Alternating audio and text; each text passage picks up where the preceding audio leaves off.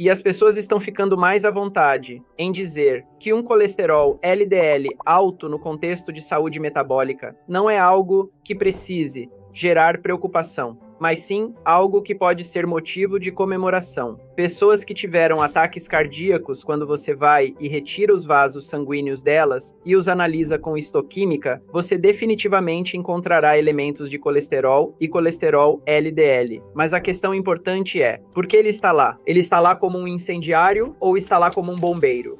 Não há nenhuma razão real, na minha opinião, para baixar o colesterol LDL. Há todas as razões, na minha opinião, para melhorar a qualidade da sua lipoproteína.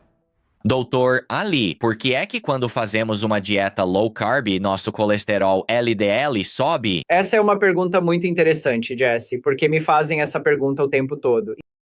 E os motivos são que, primeiro, você está fazendo uma dieta rica em colesterol, alimentos de origem animal.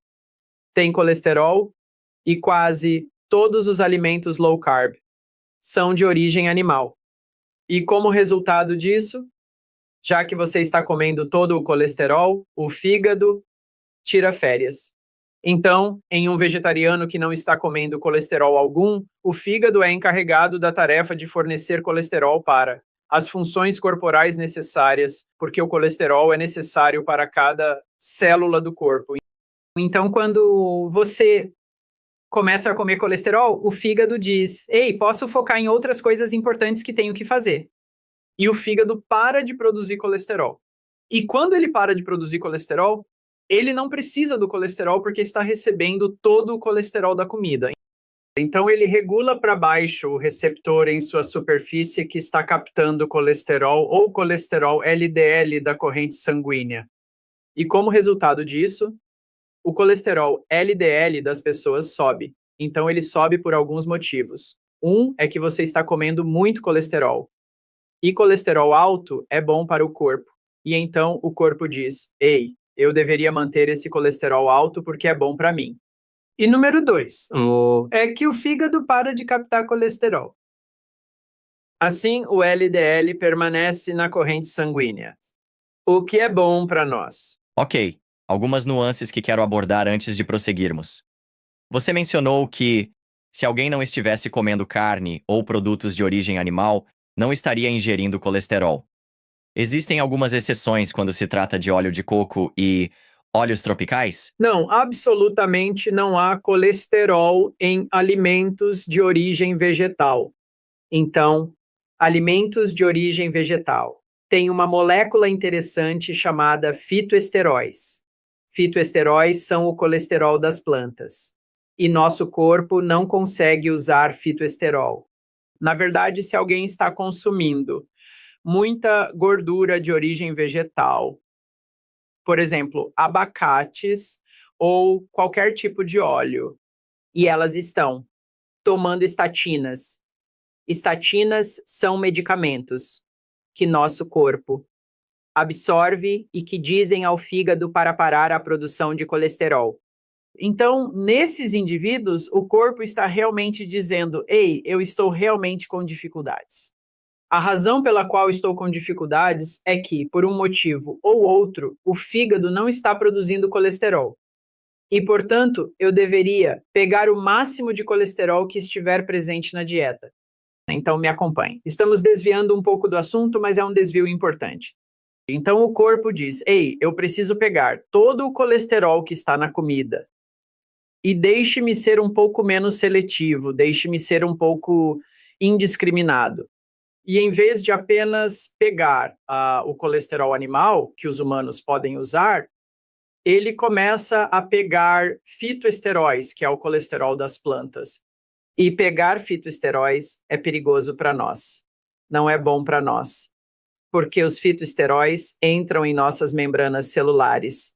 As membranas celulares têm uma orientação diferente. O fitoesterol não funciona da mesma forma que o colesterol.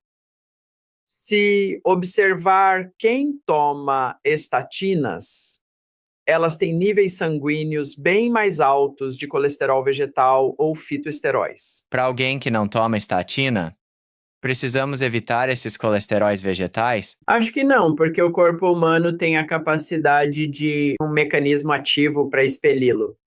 Por exemplo, se o revestimento do nosso intestino absorve os fitoesteróis, o corpo pode expeli-los, a menos que se torne indiscriminado caso em que ele realmente está lutando para manter o suprimento de colesterol para o corpo. E ele diz: Ei, vou pegar o que eu consegui. E voltando à minha pergunta complementar sobre o colesterol na dieta. Uma dieta à base de plantas, acho que o que eu queria dizer, na verdade, era sobre a gordura saturada, que é convertida em colesterol. E a gordura saturada estaria presente em alimentos como o óleo de coco. Claro, sim, a gordura saturada está no óleo de coco e tudo mais. Mas o corpo, não tenho certeza de quanto da gordura saturada realmente é convertida em colesterol. O corpo tem cerca de 25 etapas enzimáticas diferentes para produzir colesterol. E acho que uma das razões pelas quais o colesterol sobe predominantemente em uma dieta de origem animal é por causa da quantidade de colesterol que você está ingerindo. Agora, uma das teorias que eu propus, da qual não tenho certeza de quão precisa ela é, que é a seguinte: em dieta low carb, o corpo produz muitas cetonas. Como o corpo produz uma quantidade significativa de cetonas, principalmente no fígado, o colesterol também é sintetizado nesse mesmo local. Mas as cetonas são produzidas nas mitocôndrias, que é uma parte da célula. Já o colesterol é produzido mais no citoplasma, outra parte da célula. O que muitas pessoas não sabem é que as primeiras 6 etapas da produção de cetonas, as primeiras 5 ou 6 etapas da produção de cetonas, são as mesmas etapas que o corpo usa para produzir colesterol. Então, faria sentido que se alguém está em uma dieta low carb, comendo e consumindo uma grande quantidade de gorduras saturadas e está produzindo muitas cetonas, as cetonas fornecem um substrato para produzir colesterol adicional. Agora, se isso é preciso ou não, não tenho certeza se as etapas enzimáticas foram elucidadas ou se os estudos foram feitos para corroborar isso. No entanto, esta é uma das teorias que eu tenho apresentado. E, até onde sei, ainda não foi refutada ou comprovada de forma conclusiva. Certo.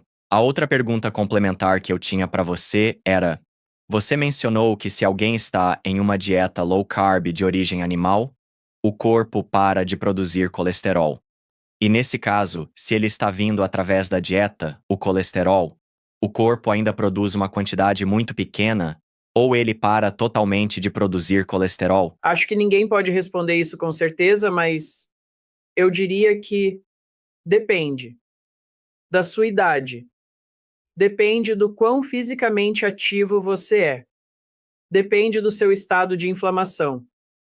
Porque, por exemplo, bebês recém-nascidos têm os níveis mais baixos de colesterol no sangue. E você pensaria que eles não estão. A razão pela qual eles têm baixos níveis de colesterol é porque não estão produzindo colesterol. Na verdade, eles têm a maior síntese de colesterol. E a razão para a maior síntese é que eles estão crescendo, estão fazendo novas células. Essas novas células precisam de colesterol. Todo o colesterol que as células precisam não pode ser fornecido pela produção de colesterol dentro da própria célula. Então, o fígado tem que suplementar isso. Então, por exemplo, se alguém é muito ativo fisicamente, como um maratonista ou alguém que se exercita, então talvez o corpo ainda produza, até certo ponto, seu próprio colesterol, porque você não está comendo o suficiente. Ele precisa fornecer colesterol aos tecidos para que os tecidos sejam reparados e novo tecido seja formado.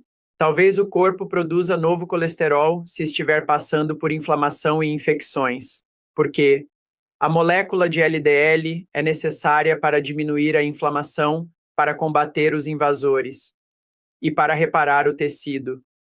Eu acho que a taxa de síntese de colesterol pelo fígado não foi completamente elucidada, então ninguém conhece esses conceitos perfeitamente. Então, se alguém senta lá e diz: "Ei, eu sei com certeza que quando você está em uma dieta low carb, o fígado para completamente de produzir colesterol ou está produzindo uma pequena quantidade de colesterol." Essa pessoa está supondo. Ela não sabe com certeza. Se curtiu este episódio, me diga clicando em gostei e inscreva-se aqui embaixo. Obrigado. De volta ao programa. Ok, mas o tema geral é que a produção de colesterol pelo corpo é um sistema de segurança essencial para momentos em que não o ingerimos pela dieta. Isso mesmo. O corpo quer seguir o caminho de menor resistência. Imagine ter que passar por 25 dispendiosas etapas para produzir seu próprio colesterol. Em vez de fazer isso, por que não apenas pegar algo que você comeu? Você economizará muito em termos de energia. A única exceção a isso, e muitos dos médicos não sabem disso. Na verdade, eu não conheci um médico que eu conheça, que saiba desse fato.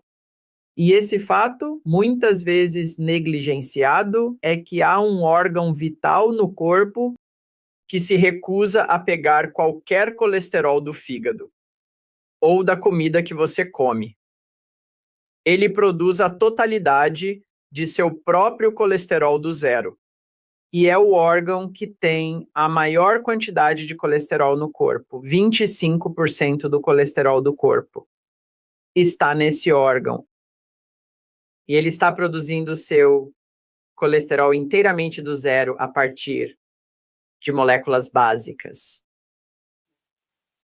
Tenho certeza que você adivinhou qual é. É o cérebro. O cérebro, a barreira hematoencefálica, impede a entrada. Exatamente. Você mencionou, nós vamos chegar ao cérebro, tenho certeza, daqui a pouco. Mas você começou a tocar em alguns dos papéis do colesterol LDL, quando falou sobre inflamação e infecções. Vamos aprofundar isso ainda mais e entrar nos benefícios do LDL. Com certeza. Então, eu acho que é muito injusto chamar o LDL de colesterol ruim. Eu apenas o chamo de o outro colesterol bom. E há boas razões para isso, né? Porque há uma tonelada de literatura que foi proposta por Malcolm Kendrick e vários outros estudiosos que falam sobre pessoas mais velhas. A previsão de menor mortalidade vem nessas pessoas, por elas terem níveis mais altos de colesterol LDL. Então, vamos explorar os papéis do colesterol LDL. Ele tem propriedades antioxidantes, então está combatendo a inflamação, está diminuindo a inflamação. Ele tem propriedades para neutralizar invasores no corpo, como bactérias e vírus. Então, pessoas com colesterol LDL alto têm menor risco de infecções. Sabemos disso estudando pessoas que têm uma tendência genética a ter colesterol LDL alto. São pessoas com colesterol LDL alto familiar, porque lhes falta um receptor no fígado que capta o colesterol LDL da circulação. Dissemos que existem outras boas propriedades do colesterol LDL, porque ele fornece colesterol para os testículos e os ovários. Os testículos e os ovários não conseguem produzir colesterol suficiente. Eles captam o colesterol do LDL e o convertem em estrogênios e testosterona. Então, esse é um hormônio muito importante para o nosso corpo, né, para o bem-estar, né, para a força muscular, para a resistência à insulina. Existe um grupo de estudos, não sou especialista, mas pretendo me aprofundar mais, sobre a reposição hormonal bioidêntica. Uma das razões para administrar hormônios bioidênticos é porque é um mecanismo, assim como uma dieta de baixo carboidrato, jejum intermitente e exercícios, para melhorar a resistência à insulina. Podemos entrar em algumas das outras nuances do colesterol em si, não necessariamente do colesterol LDL. E uma delas é que ele é um componente de uma parte importante da nossa membrana celular.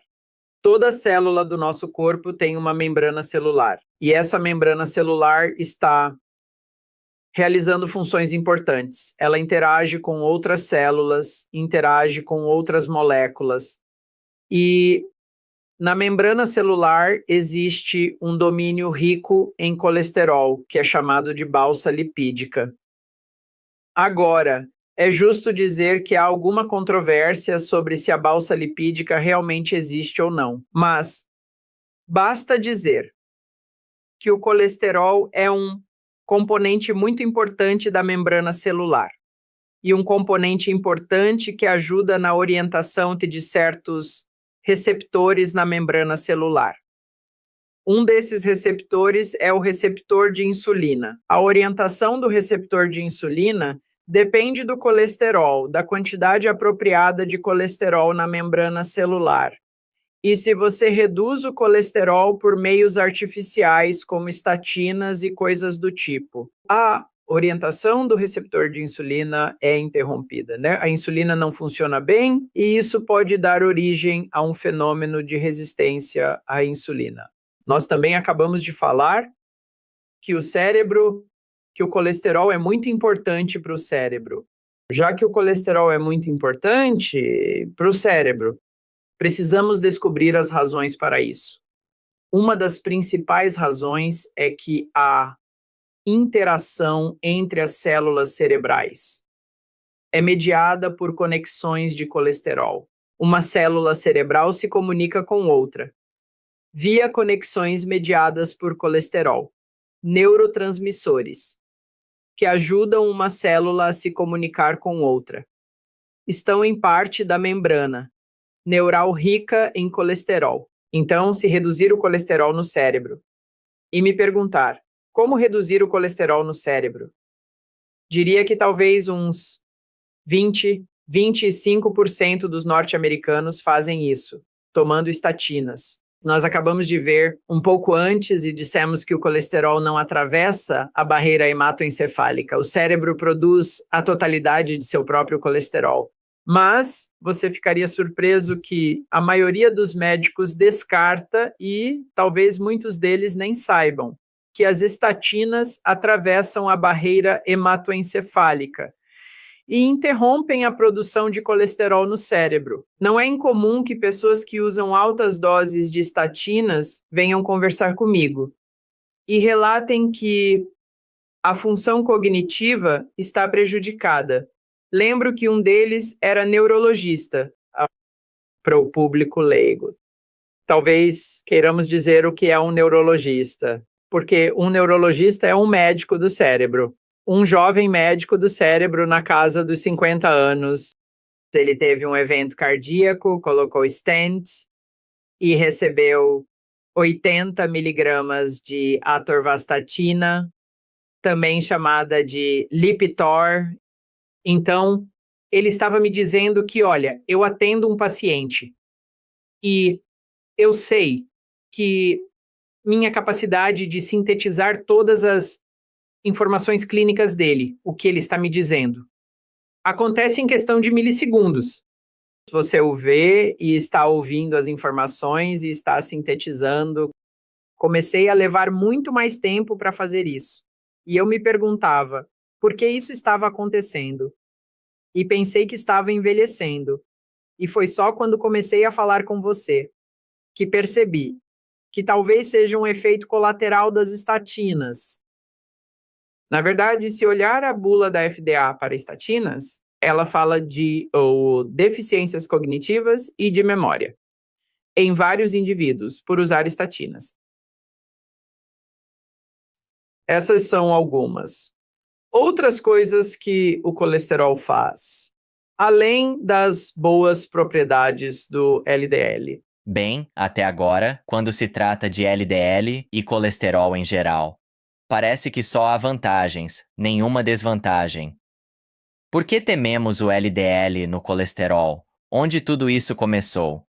E há algum mérito nisso? Primeiro, quero deixar claro que não estou dando aconselhamento médico individual e quero garantir que as pessoas entendam que a medicina tradicional pensa que reduzir o colesterol LDL em quase todo mundo ajuda a reduzir os riscos de doença arterial coronariana e derrames.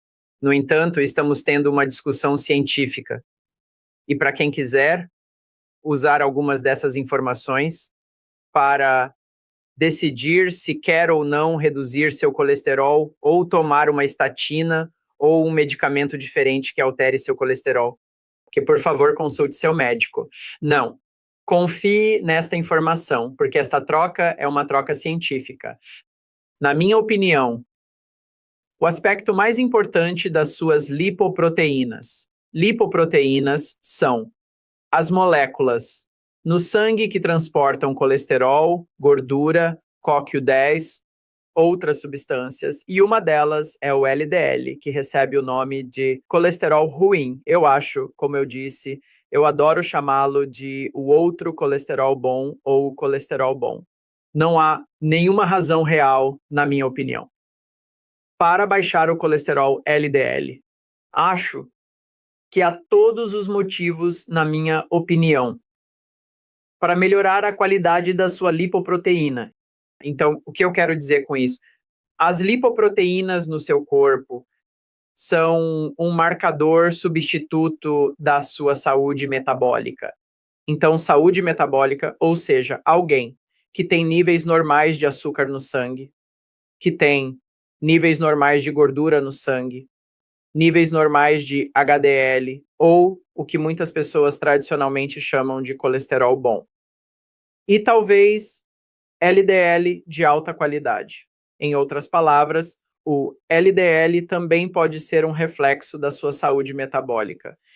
Então, vamos pegar uma pessoa assim, digamos que uma pessoa é fisicamente ativa, ela pratica restrição de tempo na alimentação, ou seja, não come o tempo todo seguindo um horário. Digamos que ela segue uma dieta relativamente livre ou com baixo teor de açúcar, carboidratos refinados e de óleos de sementes, óleo vegetal.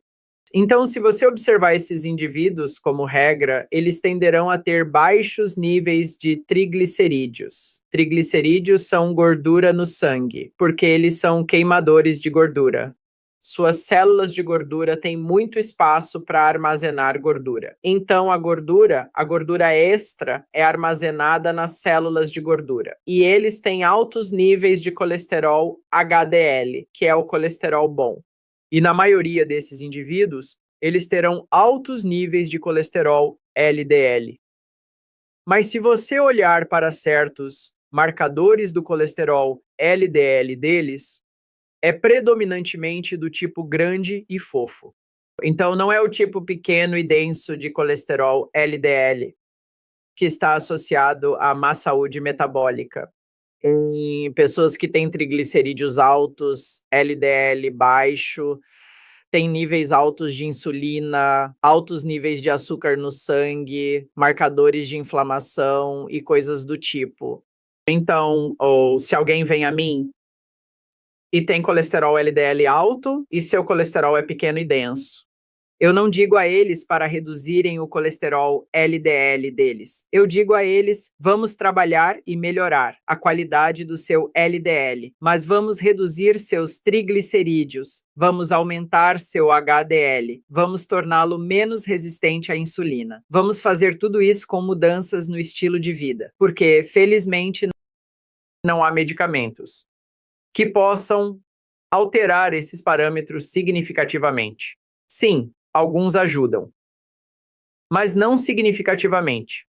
Vamos falar do LDL oxidado. Este é outro que você ouve ser problemático quando se trata de LDL. Sim.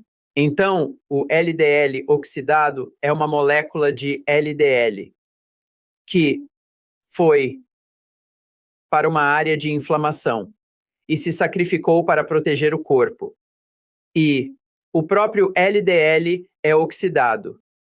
E as pessoas pensam que o LDL oxidado é um problema. O que quero dizer é que o LDL oxidado tenta dizer que algo está errado e tenta dizer: estou aqui tentando proteger você. Veja o que faz de errado para ter menos LDL oxidado.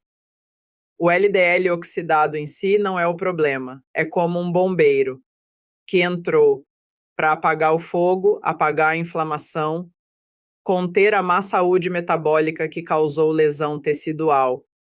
E no processo, se feriu e foi oxidado. Então, não é o agente causal, na minha opinião. É o bombeiro que está tentando ajudar a apagar o incêndio. Ele não é, de forma alguma, um incendiário. E existem vários, se você realmente pesquisar na literatura e se você olhar os estudos moleculares. E eu tenho um vídeo no YouTube que fala sobre se o LDL oxidado é um bombeiro ou um incendiário. Eu acho que é um vídeo muito bom, é bem nerd. Assim, a maioria das minhas conversas com as pessoas são bem nerds. O LDL oxidado sofre uma mudança na sua aparência.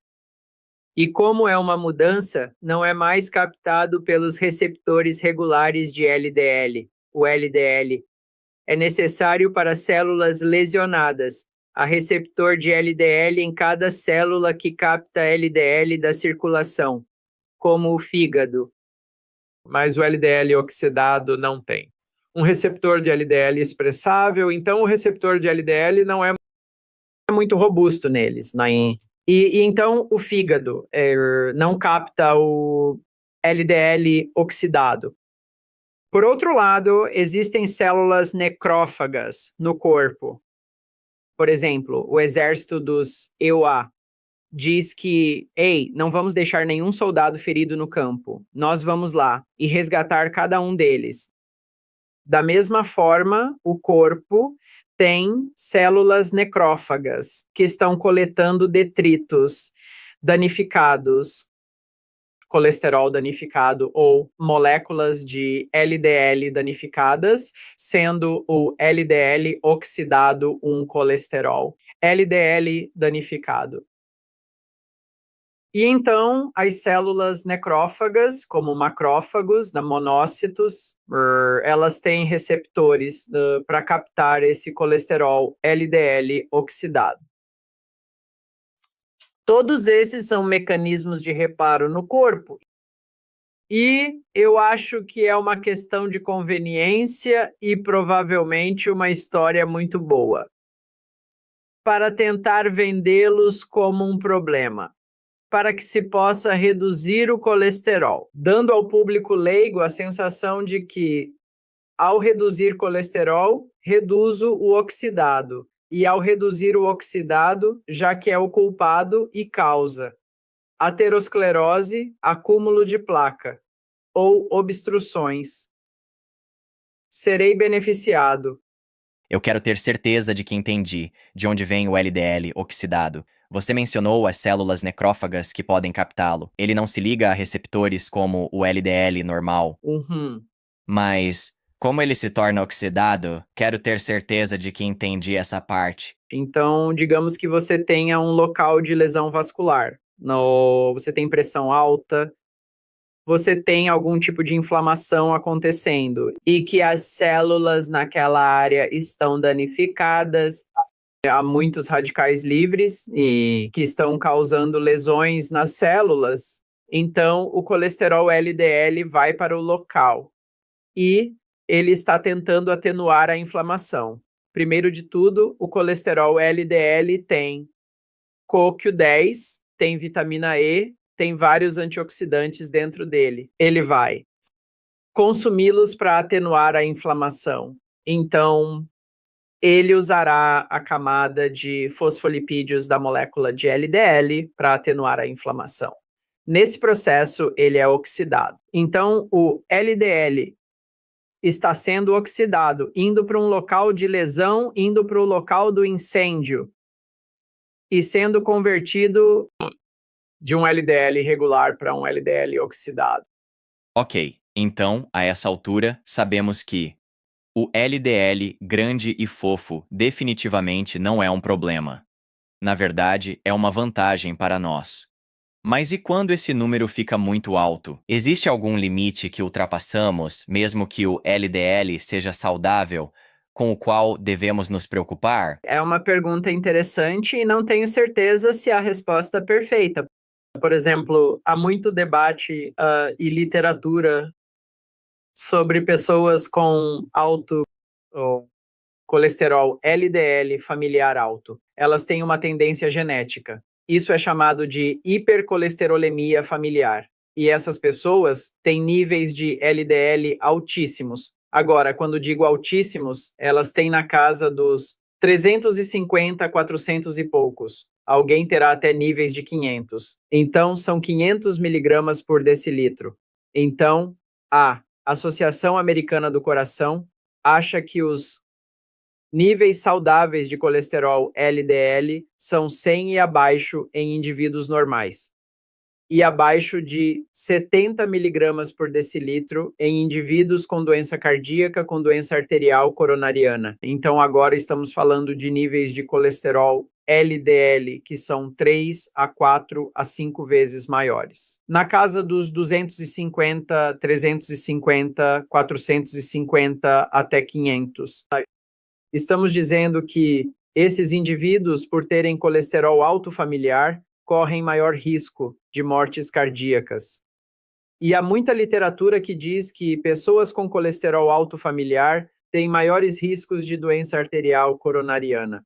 Mas há uma quantidade igual de literatura que comprova o outro ponto de vista. E esse outro ponto de vista é que essas pessoas têm praticamente a mesma expectativa de vida média que alguém que não tem essa mutação genética e que não correm maior risco de doença cardíaca em comparação com coorte normal. Você menciona pessoas com uma mutação genética que causa LDL alto. A maioria das pessoas em dieta low carb não possui essa mutação específica. E há várias pessoas que mantêm o colesterol LDL na casa dos 200, 300, 400 até 500. E o senso comum diz que essas pessoas têm maior risco de doença cardíaca e, assim, precisam de tratamento. E esse era o caso, mas um pingo de esperança surge. Vou mencionar o Dave Feldman, e tenho certeza que você já o entrevistou. Mas Dave Feldman é um engenheiro. Ele fez um trabalho seminal para alguém que não é médico, no qual ele pegou indivíduos exatamente como descrevi.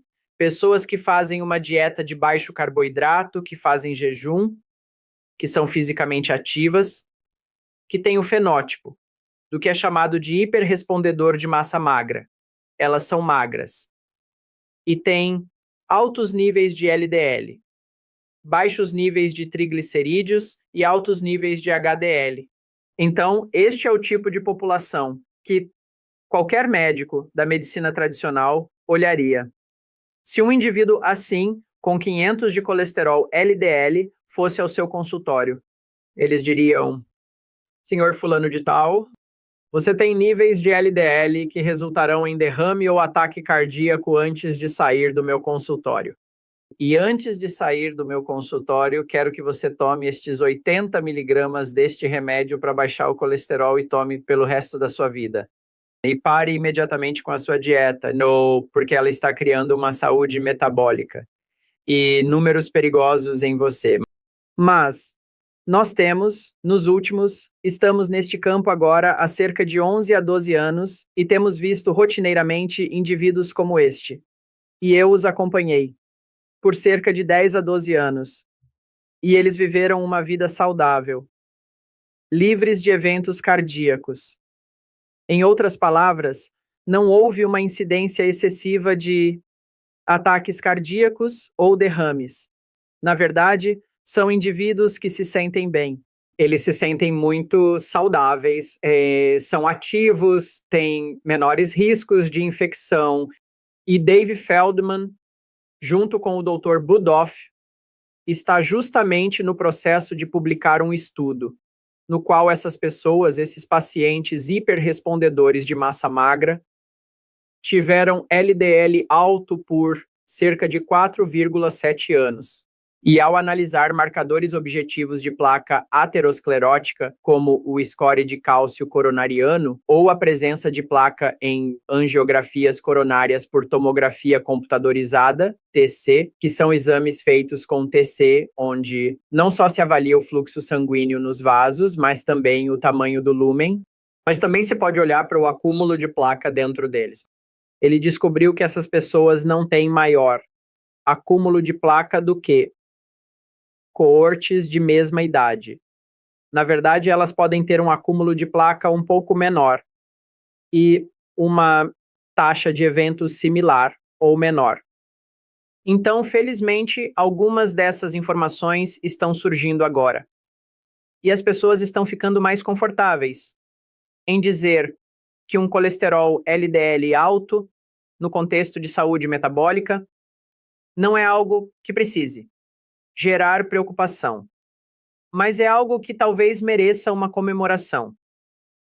O que me leva à próxima pergunta óbvia: como o LDL é tão visto como o culpado pela doença cardíaca, se agora ele é inocente? O que consideramos como a causa da doença cardíaca e do derrame? Temos vários culpados, não é? Pode pegar resistência à insulina comum, isso cria inflamação. Podemos olhar para o envelhecimento, podemos olhar para a pressão alta, podemos olhar o diabetes. Todos são fatores que aceleram a doença vascular. Nós não precisamos incriminar o LDL como uma causa nisso quando existem todos esses fatores que estão levando à doença cardíaca. Não há dúvida de que o LDL faz parte da placa, a placa que se acumula, e os vasos sanguíneos que têm obstruções. Pessoas que tiveram ataques cardíacos ao analisar seus vasos sanguíneos com histoquímica, ou seja, o que há na placa, você definitivamente encontrará elementos de colesterol e LDL. Mas a questão importante é, por que ele está lá? Ele está lá como um incendiário ou está lá como um bombeiro? E na minha opinião, e esta não é a opinião da corrente dominante, eu acho que ele está lá como um bombeiro. Ele está lá como uma molécula que tentou atenuar a inflamação, que tentou reparar o dano, e ele foi pego nesse dano tentando ajudar. Foi avassalador para o sistema e ele está lá por essa razão. Anteriormente, você mencionou Malcolm Kendrick, e ele é um convidado anterior do programa. E a dele? Bem, na verdade, não é a hipótese dele, mas a que ele defende é a hipótese trombogênica. O que você acha disso? E há muito mérito nisso, né? Também existe a chamada, em vez da de dentro para fora, há uma hipótese de fora para dentro. Então, vamos pegar a hipótese trombogênica, sim, primeiro. Então, a hipótese trombogênica está afirmando que há a formação de um coágulo sanguíneo que se desenvolve em um local de lesão do vaso. Sim. Nossos vasos sanguíneos são revestidos por um endotélio. O endotélio é o revestimento do vaso sanguíneo e impede coágulos sanguíneos, ou seja, o sangue flui normalmente sem formar coágulos. Um dos primeiros fatores de lesão vascular é o dano endotelial. Isso significa que o endotélio ou é removido por causa da pressão alta, por causa da saúde metabólica debilitada, por causa da resistência à insulina, por causa da inflamação de outras causas. E quando isso acontece, o subendotélio fica exposto ao fluxo sanguíneo. Agora, o subendotélio é muito trombogênico, com isso quero dizer que o subendotélio começa a incitar a formação de coágulos sanguíneos porque esse é um mecanismo de defesa primário e vital em nós. Se tivéssemos um vaso sanguíneo que se ferisse, por exemplo, estivéssemos lá na savana lutando com um animal e nos feríssemos no processo e começássemos a sangrar, né, sem mecanismos de coagulação, sangraríamos até a morte. Então, o mecanismo de coagulação que está acontecendo está tentando curar o vaso e está tentando impedir que o vaso sanguíneo vaze sangue por toda parte e cause sangramento. E como resultado disso, um coágulo sanguíneo começa a se formar e em um vaso sanguíneo que é pequeno, irrigando o coração. O vaso sanguíneo pode ser ocluído pelo coágulo sanguíneo. Se completando, o fluxo sanguíneo para e isso resultará em dano. A área irrigada por aquele vaso sanguíneo. Então, a hipótese dele é que toda vez que você tem uma lesão endotelial, você está formando alguma quantidade de coágulo sanguíneo. Agora, esse coágulo pode não se completar, mas esse coágulo é a placa inicial. À medida que o corpo responde para atenuar a inflamação, essa placa cresce. Se a lesão continuar, então as pessoas tenderão a acumular mais e mais placa naquela área afetada. Agora, essa é uma teoria aceita de formação de placa. Não é apenas Malcolm Kendrick, mas vários médicos da corrente dominante, como Valentin Fuster e muitos outros. Isso remonta a um antigo médico chamado Virchow, Virchow, e foi ele quem propôs todas as 3 principais propriedades do vaso sanguíneo, que previnem a formação de coágulos. Uma delas é o endotélio. A outra é, o seu sangue é hipercoagulável, o seu sangue tem tendência a coagular, e o seu sangue terá tendência a coagular. Se você for resistente à insulina, se você tiver inflamação. E a terceira, o fluxo, ou seja, nos pontos de ramificação onde o vaso se ramifica. Haverá não um fluxo laminar normal, mas haverá uma interrupção do fluxo. Em outras palavras, haverá um fluxo turbulento. Então, se observar os bloqueios dos vasos do coração ou corpo, geralmente eles se formam em bifurcações, onde o vaso sanguíneo se ramifica em 2. E essas são as áreas onde você encontrará acúmulo de placas. Você mencionou a resistência à insulina algumas vezes. E sei que há alguns anos você mudou sua forma de ver. Fale sobre seu pensamento tradicional sobre a resistência à insulina e como isso mudou. A resistência à insulina é muito interessante e eu acho que o público leigo entende melhor a resistência à insulina do que os médicos, sabe? Resistência à insulina é definida como a quantidade de insulina para manter o açúcar no sangue em certo nível. Digamos que tem açúcar normal, uns 90, e insulina em jejum, uns 4.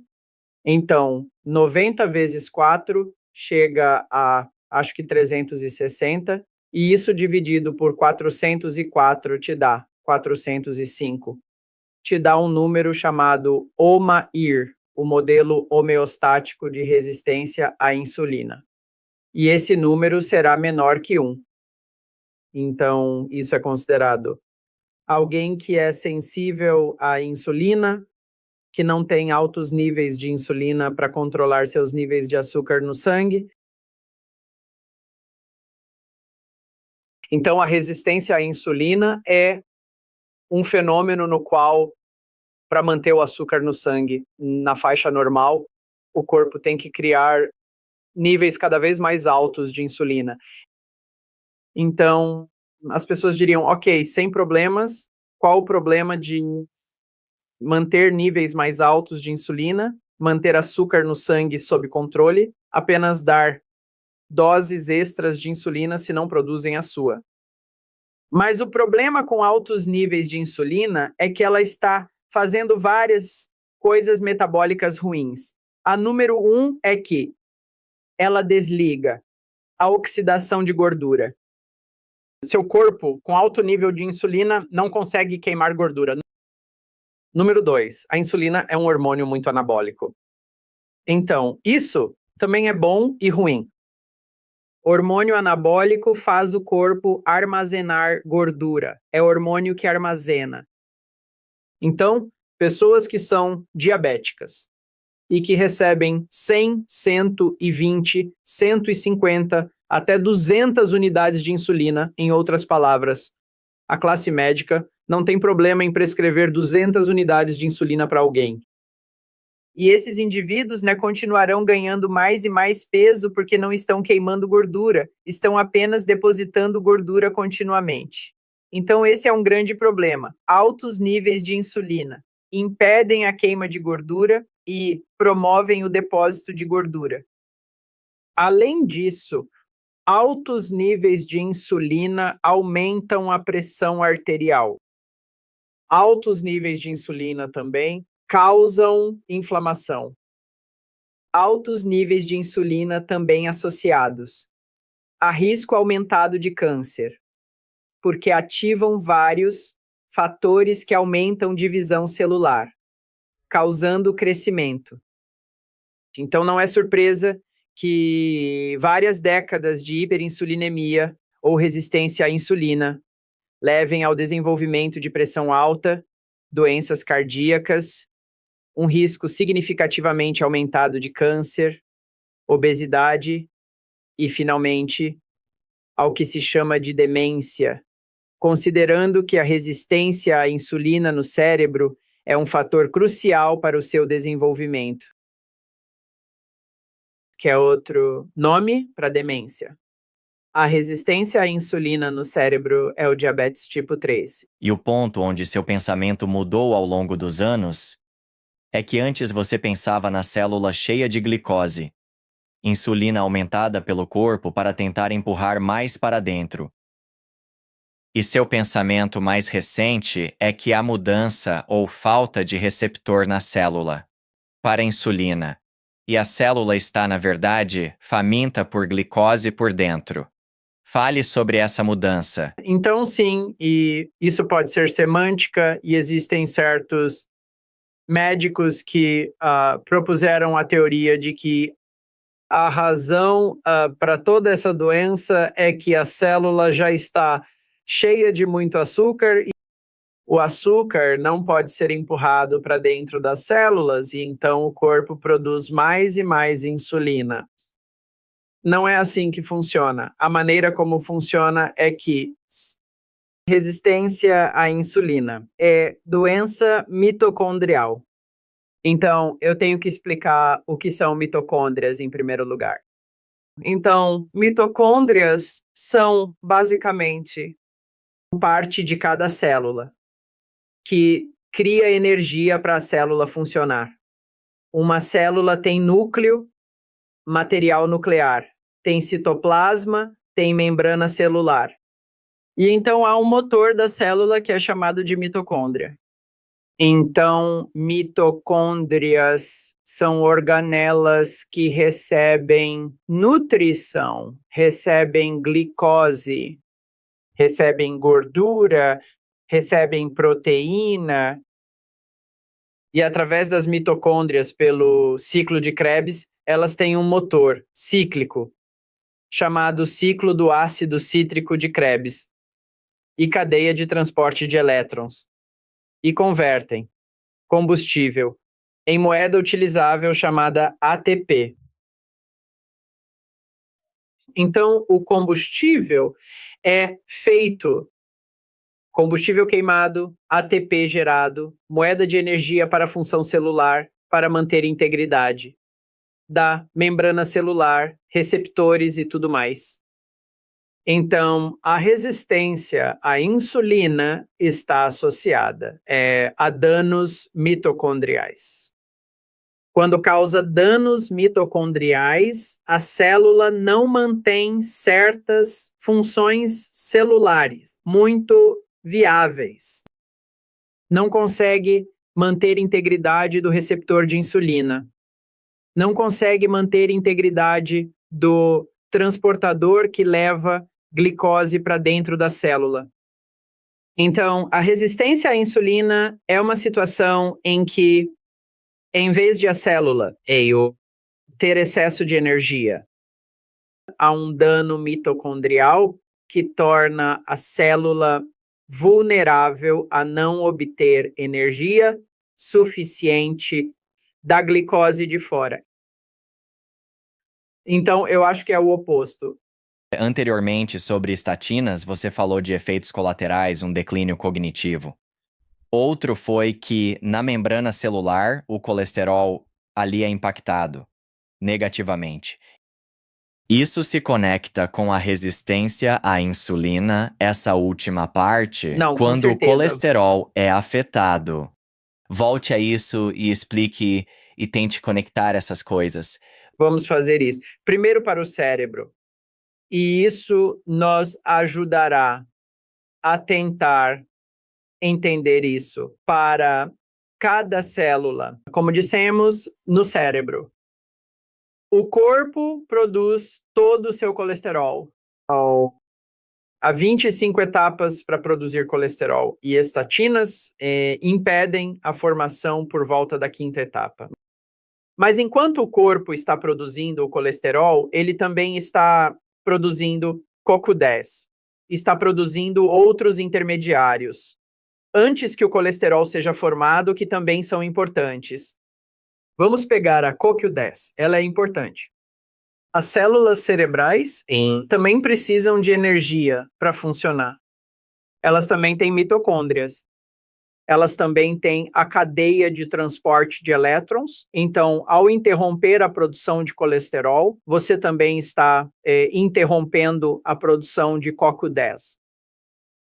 Quando interrompe a produção de CoQ10, suas mitocôndrias que produzem ATP, que queimam combustível, não podem mais queimar. Resultado, a célula cerebral fica sem energia. E quando sua célula cerebral fica sem energia, não funciona bem. Não pode usar bem a glicose, pois não consegue transportá-la para dentro. Ela não pode usar bem a insulina, porque você terá resistência à insulina. Agora podemos voltar, né, para a célula normal e ver que o mesmo fenômeno está acontecendo aqui. Não apenas estatinas estão afetando a quantidade de colesterol na membrana celular, mas também reduzindo níveis de CoQ10 nas mitocôndrias. Elas estão afetando a orientação do receptor de insulina. Elas estão afetando a função mitocondrial, o reparo mitocondrial, a produção de energia mitocondrial. Então, quando elas estão fazendo todas essas coisas, claro, que a célula não vai funcionar bem. E isso vai levar a problemas de saúde. E agora, no que diz respeito ao corpo, muitas pessoas dizem, ok, sim, podemos manter a saúde mitocondrial em pessoas que tomam uma estatina, vamos apenas dar a elas CoQ10. Então, a primeira coisa importante é que o cérebro nunca receberá nada dessa CoQ10 que você ingere, pois a barreira hematoencefálica impede que qualquer CoQ10 a atravesse. A segunda é que, se uma célula normal, fora do cérebro, pode absorver a CoQ10 que ingeriu como suplemento, é como se eu dissesse que vou colocar algo no porta-luvas do meu carro e esperar que magicamente, de alguma forma, chegue ao motor para fazê-lo funcionar corretamente. Porque precisaria que CoQ10 fosse absorvida, empacotada em LDL, que essa molécula de LDL circulasse até a célula. O receptor de LDL da célula captando LDL, levando a CoQ10 para dentro e transportando-a para a mitocôndria, onde é necessária. Então, estudos que mostrariam que tal processo está acontecendo simplesmente não existem. E eu acho que é apenas um pensamento positivo, que a CoQ10 que você está ingerindo está chegando ao local onde é necessária. Ok, então isso vale para o cérebro e para as células normais no resto do corpo. Certo. Para o cérebro, especialmente, ninguém pode sequer duvidar, porque nenhuma CoQ10 que você ingere jamais chegará ao cérebro. Ok, voltando ao início. Se fizermos dieta low carb, nosso LDL provavelmente sobe, mas não é ruim. Vamos falar sobre os detalhes da dieta que você recomenda para as pessoas. A nuance é o mais importante, e o diabo está nos detalhes. Então, dieta low carb, as pessoas que vêm ao meu consultório não são as mais saudáveis que você encontraria. Não são pessoas jovens com saúde metabólica razoavelmente decente.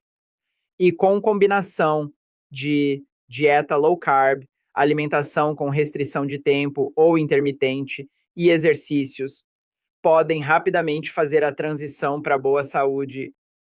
Essas pessoas são obesas.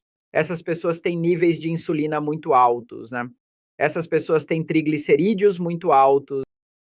Essas pessoas são hipertensas, têm alguma doença cardíaca. Algumas dessas pessoas usam níveis muito altos de insulina. E é irresponsável para alguém como eu simplesmente dar recomendação genérica que diz: ei, faça dieta low carb, jejum intermitente, exercícios e ficará bem. Por quê? Essas pessoas já têm níveis de triglicerídeos muito altos. E além desses níveis elevados de triglicerídeos, tá, você está pedindo que elas comam muita gordura. E quando comem gordura, ela permanece na corrente sanguínea. Não será armazenada nas células de gordura porque já estão superlotadas. Então, os níveis de triglicerídeos vão subir ainda mais nesses indivíduos. E essa gordura extra vai tentar encontrar um lugar para se alojar.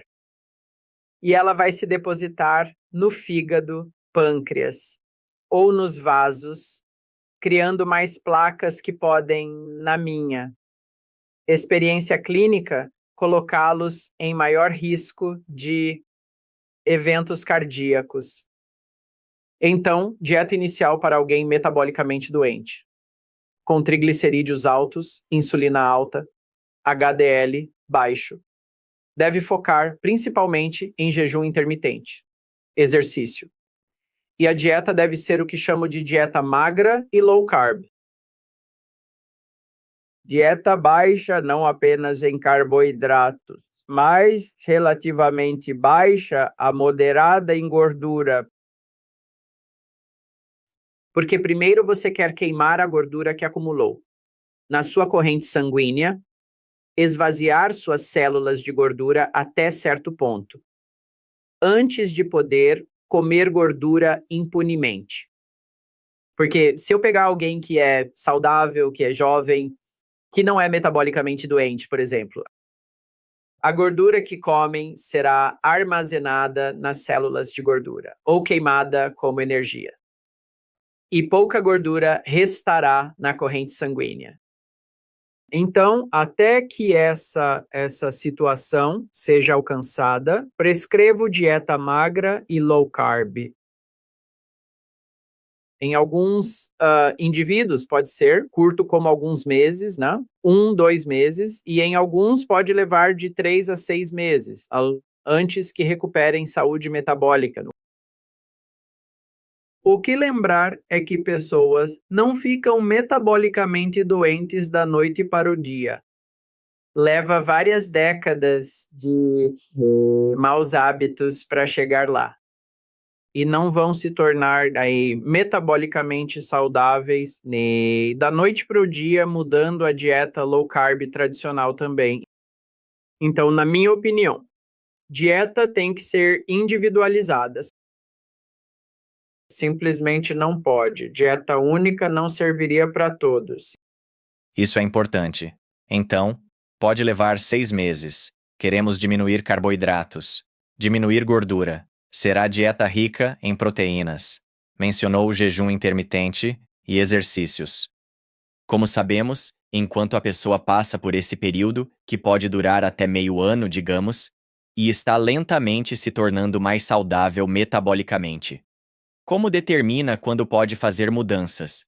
Para a dieta e estilo de vida de manutenção, é por testes objetivos ou é apenas algo subjetivo?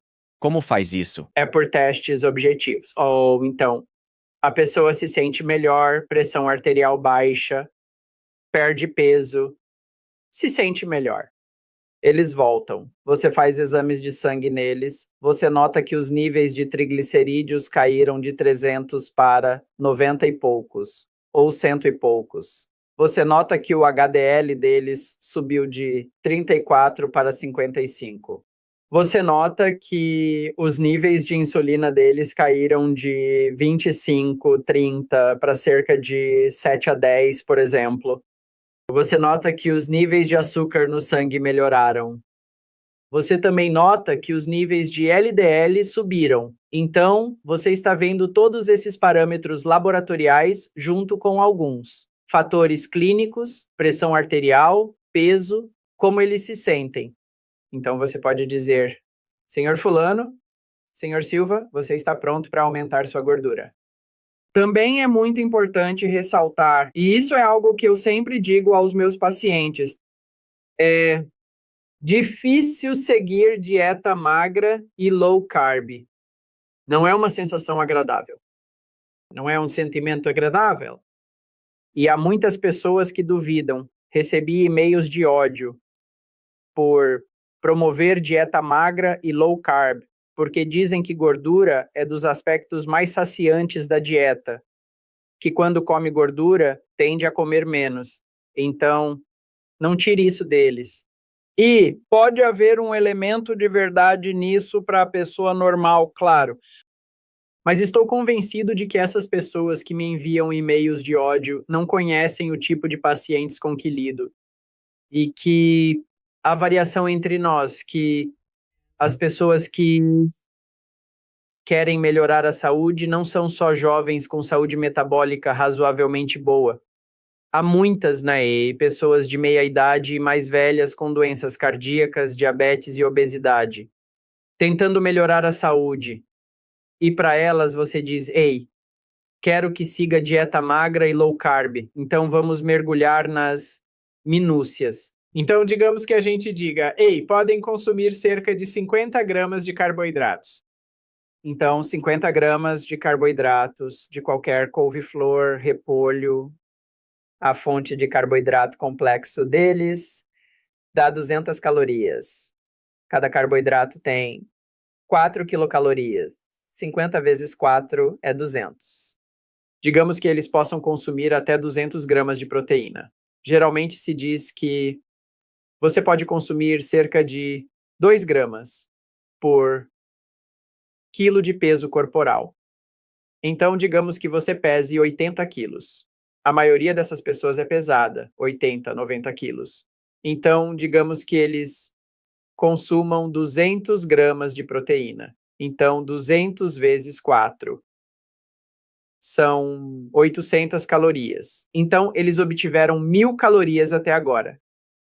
Digamos que a gente diga a eles: ok, você pode comer até 100 gramas de gordura, porque você não pode comer só proteína. Comer só proteína seria como comer papelão. Teria que ter um pouco de gordura. Digamos, 200 gramas de gordura nisso. 200. A gordura tem 8 quilocalorias. Digamos, o dobro, isso dá 7 a 8. Então, você diria que disso 200 quilo. 200 vezes 100 vezes 8 dá 800 calorias. Então, você está comendo uma dieta de 1.800 calorias, o que seria uma dieta de déficit calórico. Em outras palavras, você não está nem repondo todas as calorias que está queimando. E há uma boa razão para dar a eles esse tipo de dieta, porque o restante das calorias está vindo da queima da sua gordura armazenada, da sua gordura endógena. Não é dieta sustentável no longo prazo, mas é dieta que podem manter por 3 a 6 meses até ficarem metabolicamente saudáveis. Então você tem que sentar e explicar tudo isso para os indivíduos e é difícil. Também é importante e diria que fundamental para um profissional reconhecer que uma coisa é ter a consciência de que várias pessoas, se eu tiver 100 pacientes, provavelmente cerca de 10 a 15 deles seguiriam seu conselho, se tornariam metabolicamente saudáveis, perderiam peso e ficariam bem. Mas a grande maioria, alguns deles tentam o seu melhor. Eu diria que 50% tentariam o seu melhor, mas provavelmente falhariam, porque embora saibam exatamente o que é certo fazer para si mesmos, há uma falha significativa em implementar isso. E esse é um aspecto que os médicos não entendem, que profissionais de saúde e quem trabalha na área de saúde metabólica, perda de peso, não entende que conhecimento é uma coisa. Mas implementar esse conhecimento pode ser extremamente difícil. E que precisa dar a essas pessoas as ferramentas, não só do que é certo, mas de como implementar. E o que você diria para alguém nessa situação? Porque você trabalhou com pessoas. Muitas pessoas, eu suponho. Como ajudar alguém a atravessar essa ponte? Tem a informação, mas tem problemas para implementar. Essas são boas perguntas. E isso seria assunto para outro podcast de 2 horas, mas podemos tentar abordar algumas delas. Tento aprender coisas novas para ajudar a mim, meus pacientes e colegas. E algumas coisas que aprendo é como o centro de recompensa no cérebro funciona, porque estamos vivendo no mundo de abundância avassaladora. Estamos sendo constantemente bombardeados quando vamos a qualquer lugar, até mesmo em nossa própria cozinha, por alimentos altamente palatáveis e processados que estão criando altos níveis de dopamina em nós, através do centro de recompensa, para que sejamos tentados a consumir esses alimentos em excesso. Então, nas palavras de alguém que gosto de ler, vivemos em um mundo tantálico. O mundo tantálico é o mundo de Tântalo. Não sei se as pessoas sabem quem foi Tântalo, mas Tântalo era um deus grego. Este deus grego fez coisas muito más. Os deuses superiores o puniram para o mundo de Tântalo, onde ele estava em um riacho bonito, com frutas e outras coisas ao alcance, mas nunca conseguia alcançá-las, por mais que tentasse. Então é daí que vem a palavra tantalizante. Então, nós, humanos, criamos um mundo tantálico para nós. Sempre que você entra em um supermercado, sempre que entra em uma padaria, sempre que sai, é bombardeado por essas deixas de alimentos altamente palatáveis e processados para fazer seu sistema de dopamina entrar em alta e fazer você querer consumir essas coisas. Você concordaria com isso? Sim, com certeza. Então, o desafio para nós seria explicar a eles como o centro de recompensa do cérebro funciona. E que muitas pessoas confundem a dopamina como um neurotransmissor do prazer. Elas dizem que altos níveis de dopamina equivalem a prazer. Mas esse é um dos mitos essenciais e conceitos errados que foram propagados, que não foram corrigidos, e é nossa responsabilidade corrigir. A dopamina não é uma substância de prazer, não é um neurotransmissor do prazer. A dopamina é um neurotransmissor que nos faz querer, ela impulsiona o desejo, a motivação para alcançar algo. Porque nosso cérebro, o centro de recompensa, foi projetado quando estávamos há milhares de anos vivendo na savana, quando precisávamos ter altos níveis de motivação, altos níveis de dopamina para obter aquela recompensa que aconteceria ocasionalmente. As frutas seriam hipersazonais, hiperlocais, né? Obter comida não era tão fácil. Agora vamos avançar para o mundo moderno. Algo que era altamente adaptativo e nos ajudou a sobreviver, né? É agora uma fonte de doença metabólica e obesidade.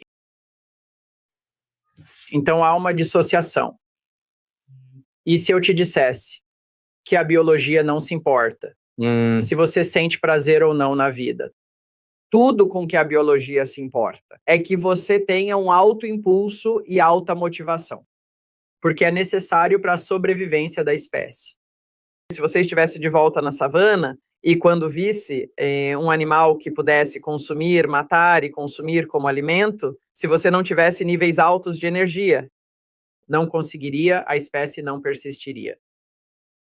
Então, nossa biologia é projetada para que tenhamos uma grande vontade e um grande desejo, mas existe uma desconexão entre o nosso desejo e o prazer que obtemos da comida.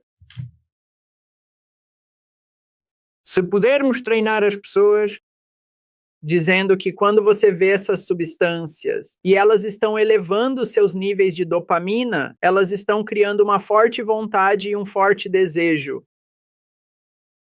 Você consegue entender que isso não necessariamente consumir essas coisas não é equivalente a obter prazer e satisfação com isso.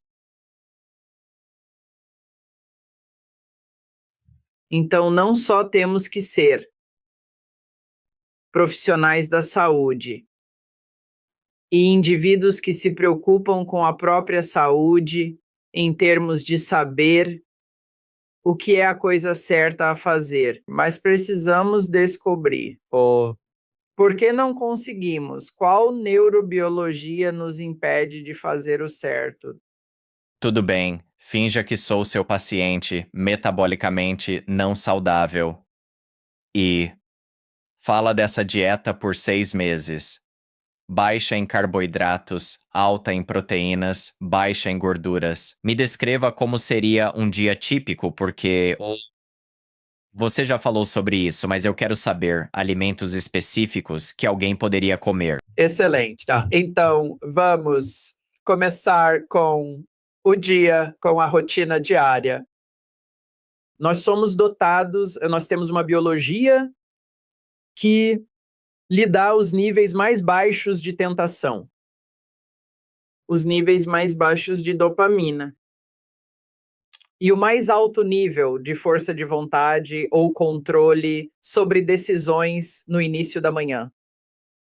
Porque embora tenhamos esse sistema de recompensa de dopamina, que está nos dando todas essas tentações, a evolução também nos concedeu o que é chamado de córtex pré-frontal. O córtex pré-frontal pode ser visto como nossa força de vontade, como nossa autonomia, como nossa função executiva, como nossa consciência. O córtex pré-frontal tem um desempenho muito melhor quando você está bem descansado. Quando está descansado, não distraído, seu nível de força de vontade é mais alto pela manhã. Digo às pessoas, levante de manhã. Seu fígado já está se preparando através da gliconeogênese para lhe fornecer uma refeição. E você pode fazer jejum. Será muito fácil para você prolongar o jejum noturno apenas não fazendo a sua primeira refeição do dia. Se você puder adicionar um elemento de exercício nesse momento. E este exercício deve ser um exercício de baixa intensidade. O que quero dizer com baixa intensidade? Digamos, zona 2. Exercício zona 2 é onde, enquanto se exercita, queima predominantemente gordura. Não consome recursos de carboidratos. Podemos definir zona 2 um pouco melhor? Sim, podemos. Então você pega 180 menos a idade, este é um número bem fácil. Digamos que alguém tenha 50 anos de idade, 40 anos de idade. O exercício deve ser a 180 menos 40. A frequência cardíaca deve estar abaixo de 140 quando se exercitam. Se tem 60 anos, deve ser abaixo de 120. Está na zona de queima de gordura. Depois do exercício, se conseguir esperar para comer, vai aumentar ainda mais a queima de gordura, vai diminuir ainda mais triglicerídeos, esvaziar ainda mais células de gordura. Sua primeira refeição deve ser por volta do almoço, meio-dia a 1. Faça dela uma refeição predominantemente animal. Baixa em gordura, baixa em carboidratos. Como fazer isso? Como conseguir comida animal? O que significa alimentos de origem animal? Digamos, pode comer carne bovina, cordeiro, frango, mas cozido para retirar a gordura. Uma maneira é cozinhar em panela de pressão ou cozimento lento. Você deixa, depois de cozinhar por um tempo, a gordura sobe para a superfície, você pode retirar a gordura e fica com um alimento magro. Você também pode cozinhar em uma air fryer, a gordura vai escorrer, ficará com baixo teor de gordura, pode comprar cortes magros, mas fica muito caro. Pode comer vegetais acima do solo, como repolho, couve-flor, quiabo. E se não tiver pedras nos rins ou problemas com oxalatos, pode comer espinafre, brócolis e outros. Então isso compõe o seu almoço. Agora, seu jantar deve ser variações do mesmo e deve ser por volta das 6 horas e você não deve fazer lanches. Você pode beber água. Você pode beber água com sal.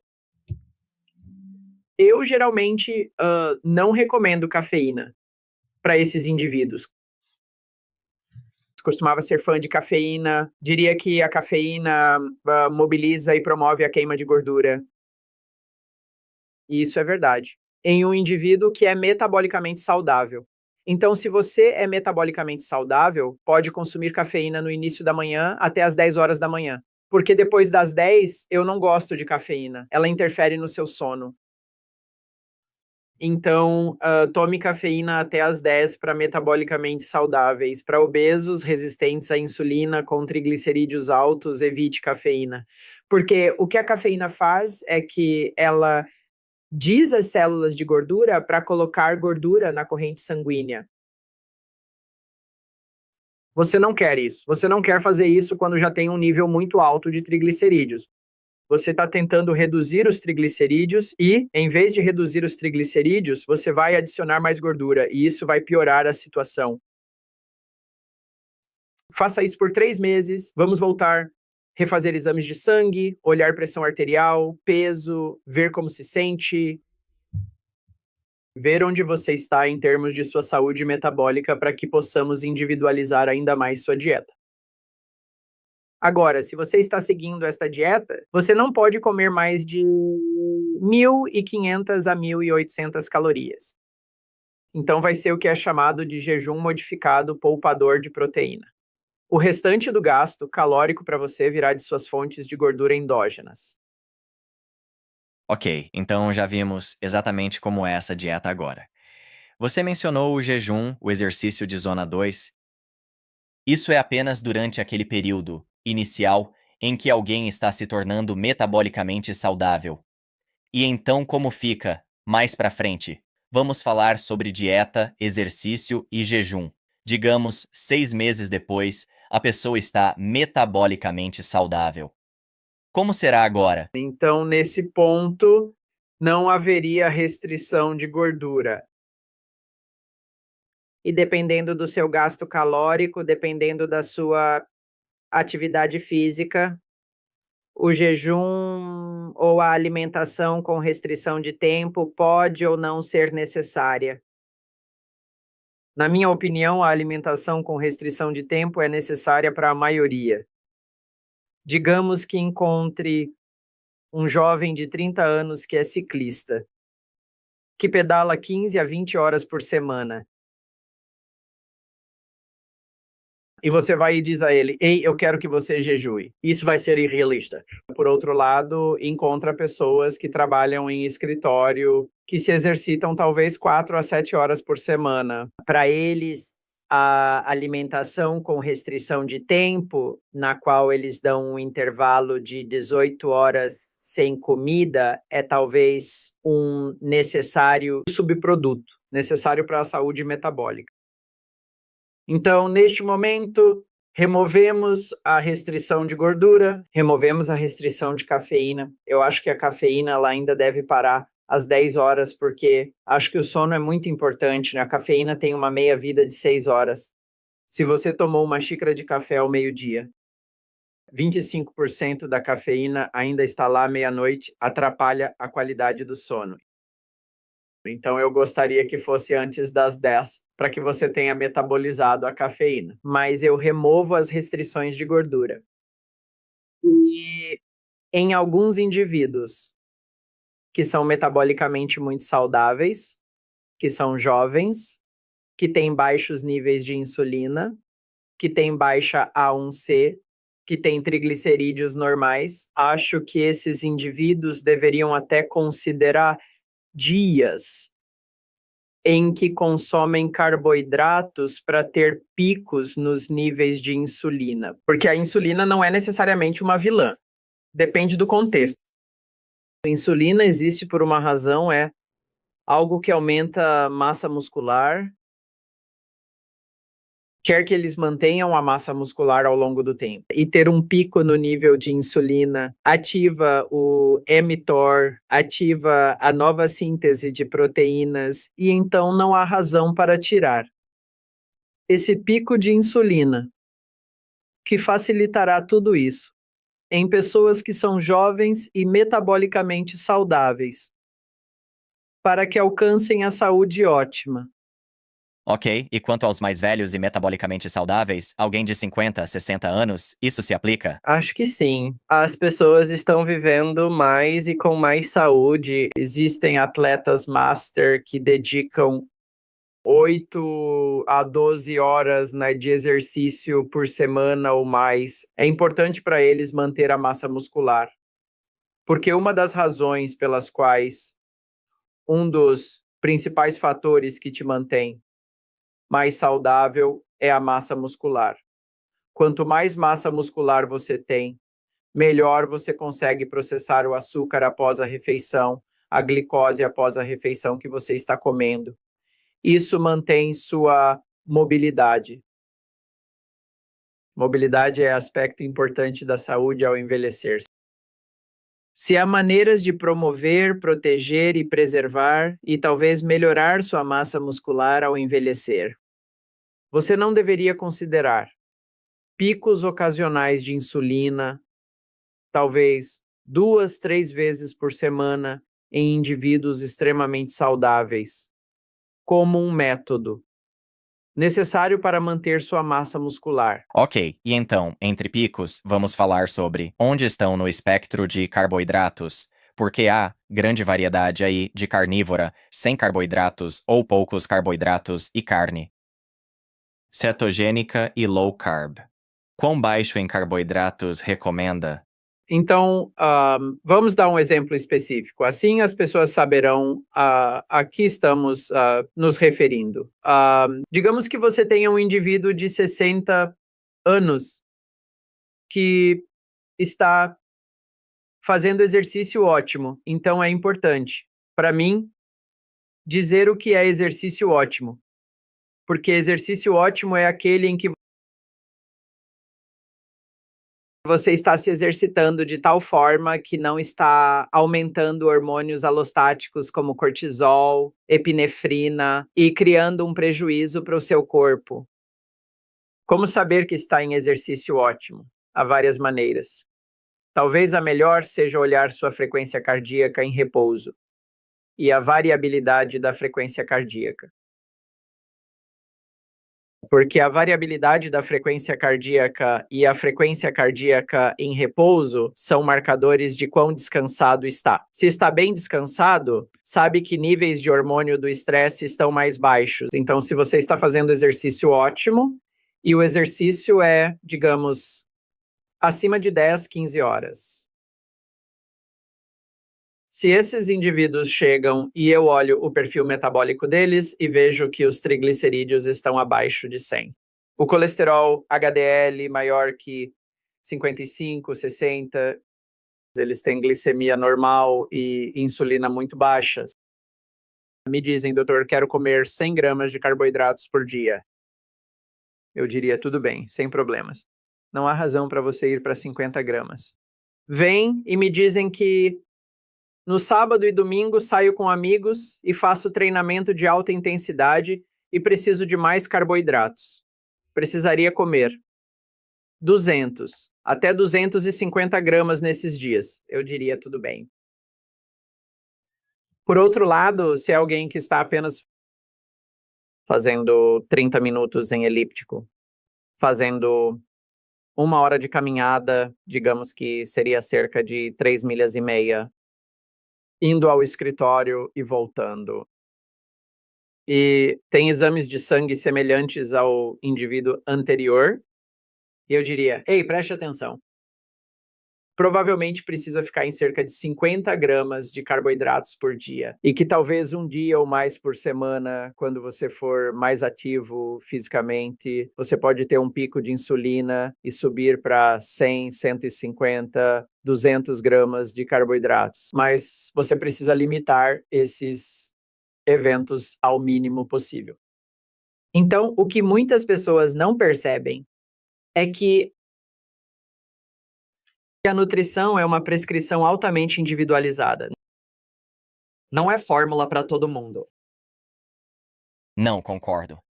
Estamos tentando obter esse modelo e as pessoas precisam adaptar isso ao estilo de vida e testar coisas e ver o que funciona. Acho que meu maior desafio hoje é colocar isso em prática.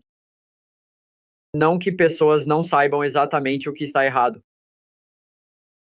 O maior desafio é como colocamos isso em prática. Como eu dou às pessoas ferramentas adicionais para descobrir a melhor forma de implementar. E para isso você tem que sair da ciência nutricional e ir mais para a psicologia. Como o nosso mundo moderno interage com o nosso cérebro e encontrar soluções novas e inéditas. Bem, você falou de dopamina. Algo mais nessa área que queira compartilhar para ajudar as pessoas? A começar bem? Claro, eu acho que seria bom falarmos sobre o sistema de dopamina ser algo que te dá um impulso. E isso é importante. O impulso é muito importante. Em outras palavras, alguém com um sistema de dopamina robusto é necessário para a saúde e a felicidade. Porque você não quer tomar drogas, se existissem drogas, para remover toda a dopamina do sistema. Já tentaram isso. Há lesões cerebrais onde todo o sistema de dopamina no cérebro é danificado. Você pensaria que essas pessoas estão livres de desejos e vontades, né? Vivendo em plena felicidade, mas é completamente o oposto. Porque essas pessoas não sentem prazer em nada, não têm impulso. Se puser açúcar na boca, gostarão, mas não darão passos para obtê-lo. Em outras palavras, não tem motivação. Impulso tem o que se chama anedonia, falta total de prazer. Então, as pessoas que têm um sistema de impulso muito alto e deveriam dizer: ei, isso é bom. O sistema de impulso é importante, porque é importante para a minha felicidade. Eu só preciso direcionar esse sistema de impulso na direção certa para que ele se alinhe com o que preciso fazer para ser saudável. E, além disso, precisamos dar às pessoas informações sobre como melhorar a função do córtex pré-frontal. O córtex pré-frontal é algo que vai te ajudar a controlar as tentações, que vai te ajudar com autonomia, com planejamento executivo, com consciência. Como fazer o córtex pré-frontal funcionar melhor? Eu presumo que o sono seja uma parte disso. O sono é uma parte disso. Você acreditaria que o exercício é uma parte disso? Sim, eu diria meditação, talvez. Meditação. Então, e também lembre-se que sempre que você está distraído, por exemplo, se eu estou assistindo a algo envolvido com mídia, meu cérebro está distraído, meu córtex pré-frontal não está funcionando bem, eu vou tomar todas as decisões erradas com escolhas alimentares e coisas do tipo. É preciso reconhecer, nós falamos sobre 4 fatores: sono, exercício, meditação e distração. Então você quer munir essas pessoas com todos esses recursos. Não apenas recursos sobre o que é certo comer, mas como o centro de recompensa funciona. Você também precisa falar para elas sobre certos fatos muito básicos da biologia humana, como a grelina, como funciona, e como ignorar a grelina, pois é o hormônio da fome. Além disso, o pensamento em comida fará seus níveis de grelina subirem, fará você querer comer. Mas se ignorar a grelina por 5 a 10 minutos, os níveis diminuem automaticamente. Então a tentação vai passar, se você conseguir esperar de 5 a 10 minutos. O próprio ato de comer aumenta os níveis de grelina. E você esperaria que, ao começar a comer, os níveis de grelina diminuíssem rapidamente. Mas eles não diminuem rapidamente. Eles não diminuem por cerca de 1h30 por 90 minutos. Imagine a comida que pode consumir em 90 minutos. Muita coisa, com certeza. Muita, certo? Precisa dar às pessoas as ferramentas dizendo: ei, quero que pare de comer. Quando sentir que está uns 70% satisfeito. E então diga a si mesmo que vou comer mais um pouco.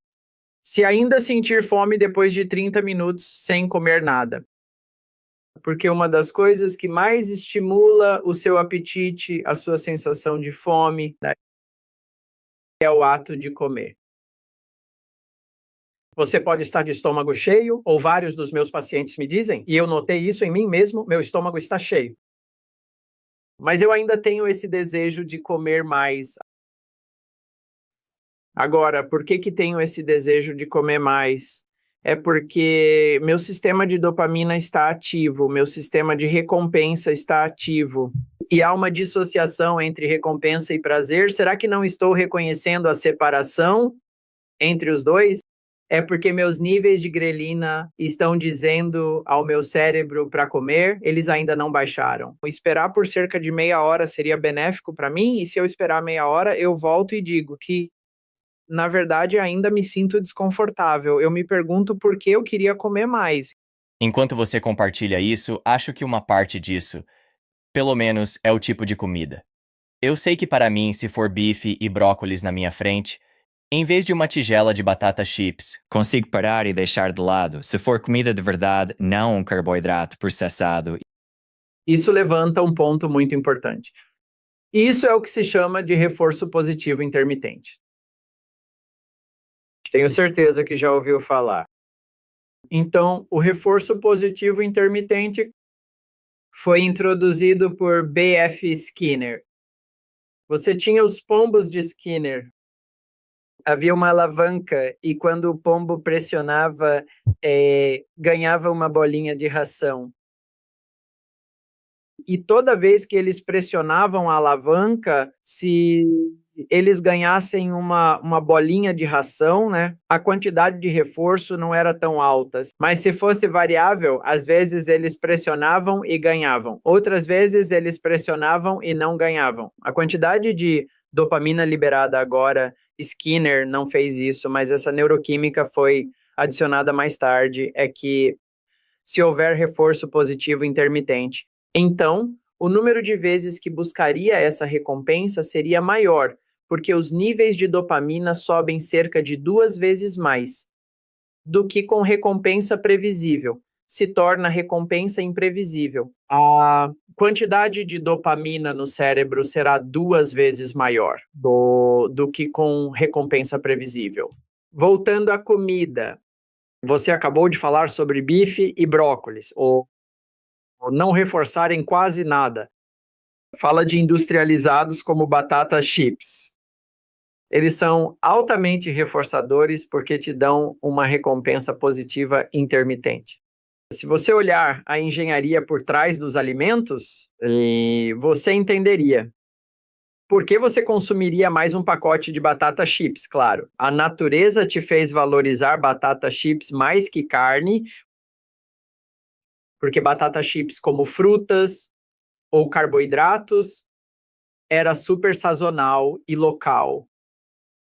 Então, um valor muito maior foi atribuído a esse alimento pela evolução. Então, essas são algumas coisas que não reconhecemos. E se alguém estiver munido de toda essa informação, e eu espero que conforme a nova geração chegue, porque eles estão lidando com muito mais desafios do que nós, em termos de distrações, em termos de sono, eles são muito mais suscetíveis a essas doenças modernas do que talvez a minha geração foi. Não é apenas essencial para essas crianças ou para a próxima geração aprender sobre fatos básicos da nutrição, mas fatos sobre a biologia, de como a fome é, os centros de prazer do cérebro e todas as outras coisas sobre as quais falamos. Mencionamos a importância do sono e o conselho até agora é cortar a cafeína se formos consumidores até às 10 da manhã. Dada a importância, que mais faz e recomenda para ótimo sono? Sim, esse é outro. Aspecto muito importante da nossa saúde. Temos o que é chamado de ritmo circadiano. É nosso ciclo de dia e noite. Quanto mais treina o ritmo circadiano, melhor dorme. Quanto mais tempo você passa ao ar livre sob a luz natural do dia, treina seu ritmo circadiano. Você não precisa necessariamente estar no sol, mas estar ao ar livre nos fins de semana, quando eu faço 3, 4 horas de ciclismo com meus amigos, eu durmo muito melhor.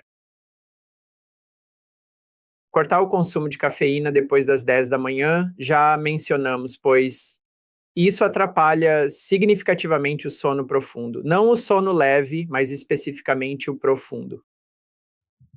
Outro aspecto importante que vai atrapalhar seu sono é o álcool. Uma das coisas que as pessoas não reconhecem é que o álcool atrapalha um dos aspectos emocionalmente mais importantes do nosso sono, que é chamado de sono REM. O sono dos sonhos, ou REM, é interrompido pelo álcool.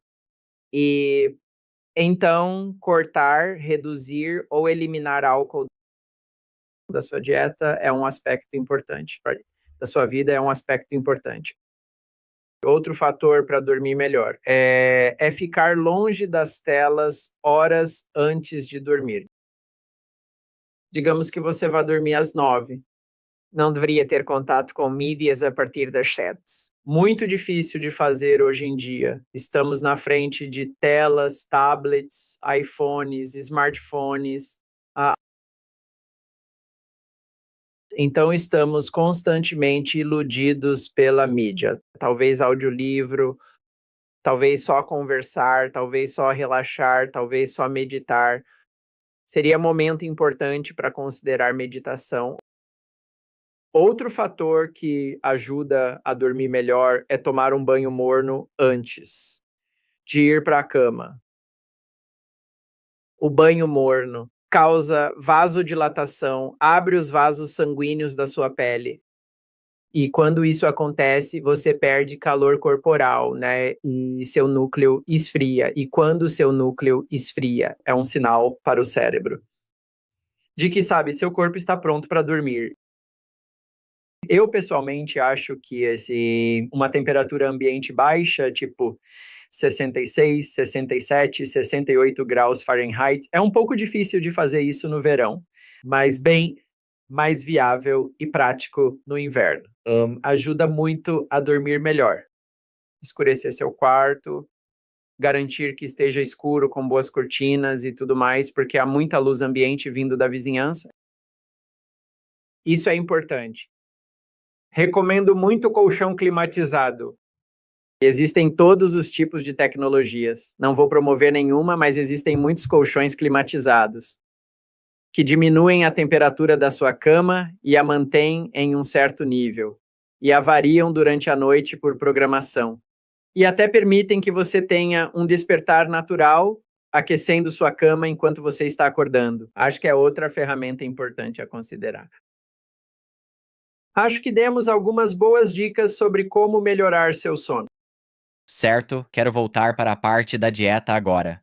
E, novamente nesse espectro, se alguém está fazendo low carb, digamos na fase de manutenção, carnívora, cetogênica, low carb, em algum lugar nessa área, se isso for novo para alguém, uma das perguntas que podem ter é: ok, vou consumir menos fibras. E as fibras não são importantes para o microbioma, para o funcionamento do intestino? O que você pensa sobre as fibras? Boa pergunta. Não sou necessariamente um especialista nisso, então vou te dizer o que eu sei. Não existe uma necessidade de fibras para o corpo. Fibra não é essencial. Na verdade, muita fibra pode ser prejudicial, pois, primeiro, um aspecto importante da saúde humana é o ácido estomacal.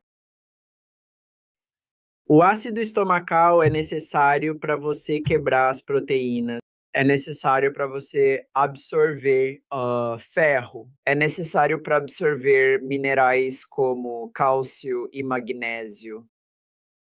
Então, ingerir muita fibra pode criar uma situação na qual você pode ter má absorção de minerais, pode diluir o ácido estomacal e não conseguir processar e metabolizar proteína tão bem.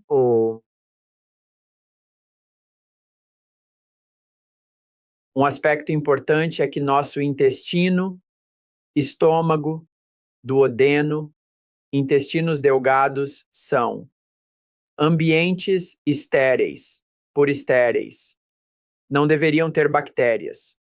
Não deveria ter bactéria no estômago, intestinos delgados, duodeno, pois se houver supercrescimento nesses locais, cria intestino permeável, chamado supercrescimento bacteriano do intestino delgado e afins. A maioria das pessoas que consome fibras cruas, então as obtém de saladas e coisas assim.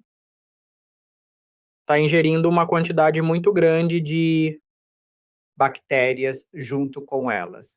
E o ácido estomacal tem a importante responsabilidade de neutralizar essas bactérias que ingerimos, para assim estabelecer uma verdadeira barreira ecológica. Ao envelhecer, produzimos menos ácido estomacal. E então, quanto mais fibras ingere, especialmente em saladas e coisas do tipo, menos proteína você vai ter, menos minerais você vai ter, mais bactérias você vai introduzir nos seus intestinos delgados. E eu acho que tudo isso não é muito bom para a sua saúde. O único lugar onde podemos metabolizar as fibras é nos nossos intestinos grossos. E se você olhar o volume proporcional dos nossos intestinos grossos, somos projetados principalmente como um carnívoro, porque eles são muito pequenos.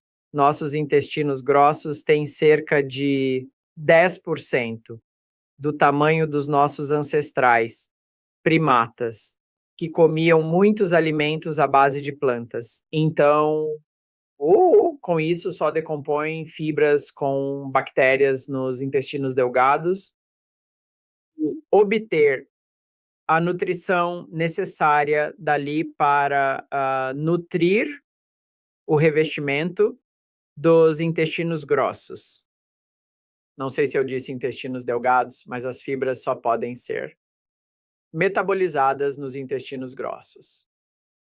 Não sei se sabemos quais probióticos precisamos tomar, não tenho certeza se sabemos quanta fibra devemos ingerir conforme envelhecemos. A minha posição padrão é que quanto menor a quantidade de fibras ingere, melhor. E eu realmente não descobri, seja anedoticamente ou na prática clínica, que a constipação seja um problema real com uma dieta carnívora, desde que você não fique desidratado, desde que esteja comendo, desde que esteja bebendo bem, desde que esteja tomando magnésio. Eu não vi a constipação ser um problema importante. Na verdade, acho que o padrão, eu diria, é quanto menor a quantidade de fibras que você come, mais seguro é conforme você envelhece. Ok, fibras que mencionamos não parecem ser grande preocupação. Probióticos que mencionou também não parecem ser preocupação. E os alimentos fermentados? O que você acha deles? Não sei se alimentos fermentados são muito bons, nós os consumimos por gerações e gerações. E pode haver algum valor substancial nisso.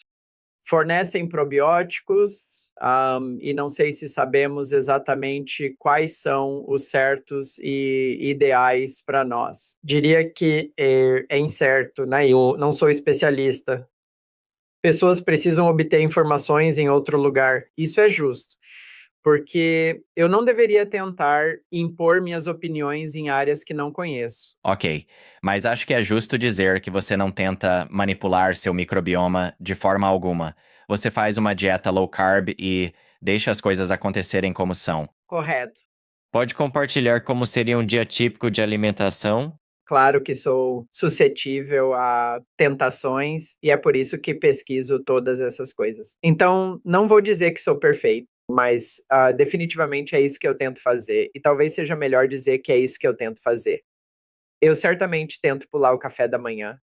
O jejum é importante para mim e gosto de tentar viver com 2 refeições por dia. Eu gosto de me exercitar de manhã. Eu ia de bicicleta para o trabalho por 4 anos seguidos, até sofrer um acidente de bicicleta uns 2 meses atrás. Então, eu ia para o trabalho. Era um percurso de 16 quilômetros, cerca de 40 minutos de ida e 40 minutos de volta. Então, eu me exercitava dessa forma. Minha primeira refeição do dia costuma ser por volta da 1 ou 2 da tarde. E geralmente é no hospital, e escolho uma opção de proteína porque uma coisa que nunca abordamos é que, além do açúcar e dos carboidratos refinados que são tão prejudiciais, aspecto perigoso da vida moderna são óleos de sementes ou vegetais. Então, isso quase me impede de comer qualquer coisa que seja cozida fora de casa. Restaurantes usam óleo vegetal.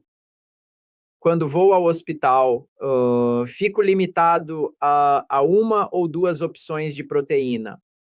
Um pouco de carne, um pouco de frango, um pouco de peixe.